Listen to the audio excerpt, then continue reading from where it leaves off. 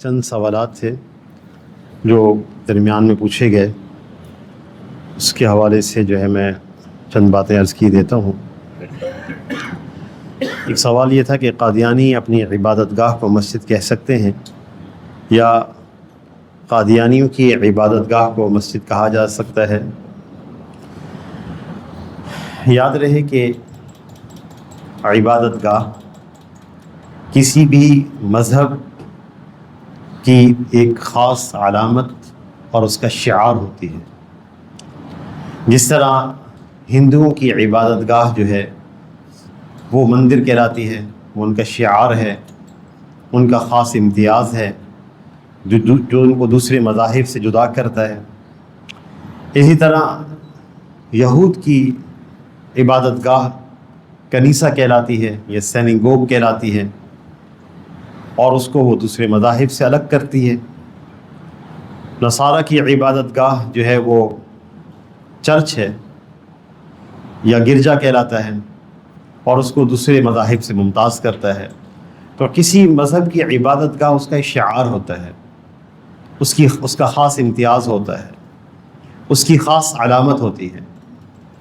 قادیانی یا مرزا غلام احمد قادیانی کے پیروکار یا فرقہ لاہوری سے تعلق رکھنے والے لوگ بے اجماع امت دائرہ اسلام سے خارج ہیں، اور پھر اس بات پر، اس حقیقت واقعی پر 1974 میں ستمبر میں پاکستان کے قانون میں ترمیم کی گئی اور قادیانیوں کو کافر قرار دیا گیا۔ یہ دائرہ اسلام سے خارج ہے، غیر مسلم ہے۔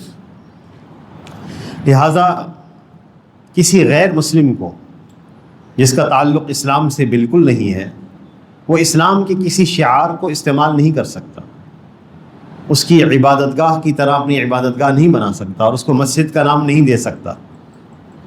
یہ مغالطہ اور دھوکہ دہی میں آئے گا۔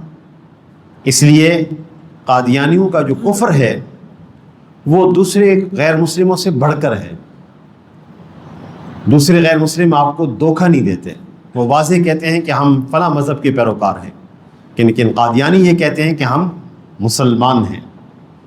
لہٰذا مسلمانوں کے شعار مساجد بنانے کی اجازت ہرگز نہیں ہے، نہ وہ اپنی عبادت گاہ کو مسجد قرار دے سکتے ہیں، اپنا کوئی اور نام رکھیں۔ جس طرح ہندوؤں نے مندر رکھا ہوا ہے، مندر بنانے کی اجازت ہے، یا ہندوؤں کے مندر موجود ہیں، ہم ان کو نہیں گرا سکتے، ان کو حقوق اور تحفظ حاصل ہے۔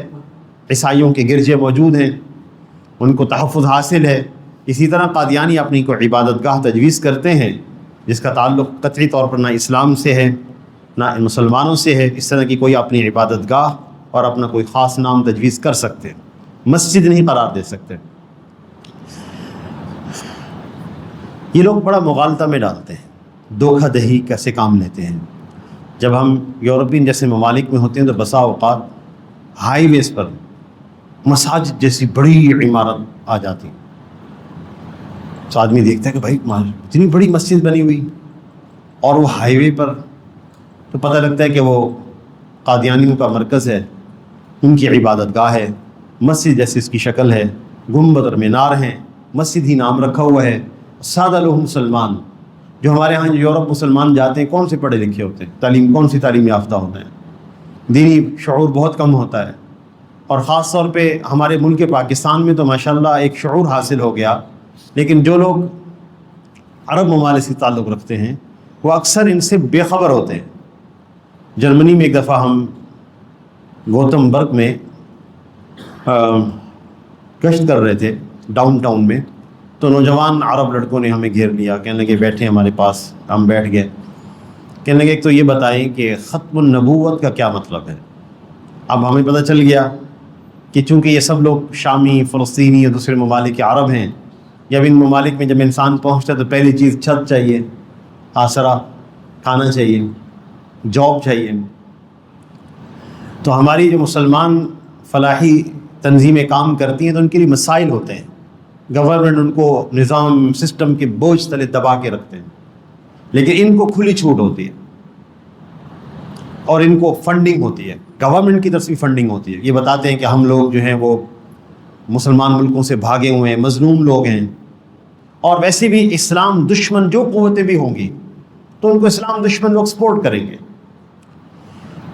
تو ان کو چھت بھی دیتے ہیں، کھانا بھی دیتے ہیں، پھر مسجد جیسی جگہ مل جائے، پھر نمازیں، تلاوت قرآن، ان کو کیا پتہ اس چیز کا، لیکن پھر اپنا زہر ڈال دیتے ہیں، ختم نبوت کے بارے میں تشکیک پیدا کر دیتے ہیں۔ تو نوجوان کہنے لگے شیخ کوئی آسان سی دلیل آپ بتا سکتے ہیں کہ رسول اللہ صلی اللہ علیہ وسلم خاتم النبیین ہیں؟ تو فوراً میرے ذہن میں حضرت مفتی محمود صاحب رحمہ اللہ کا واقعہ آیا۔